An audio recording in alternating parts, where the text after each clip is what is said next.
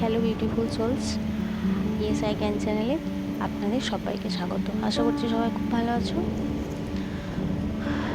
একটা জিনিস জানেন, খুব মনকে আমার নাড়া দিয়েছে কিছু ঘটনা, হয়তো কোনোদিন পরে শেয়ার করব।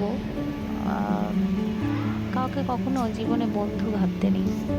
যাকেই আপনি বন্ধু মনে করবেন, যাকেই মনে হবে যে একে সব কথা বলা যায়, একটা কমফোর্ট জোন আছে, এটা যখন উপলব্ধি হবে, ঠিক তখনই সেই উপলব্ধিটা ভাঙার জন্য অপর দিক থেকে এমন একটা আঘাত আসে, তখন মনে হয় যে সত্যি পৃথিবীতে অন্তত কেউই হয়তো নিজের নয়, একমাত্র আমি আমার নিজের।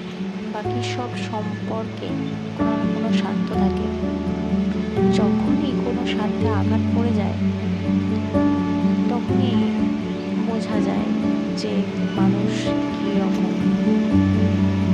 তাই খুব সচেতনতার সাথে সবার সাথে বন্ধুত্ব করা, মেলামেশা, কথাবার্তা বলা, এগুলো ভীষণই প্রয়োজনীয়।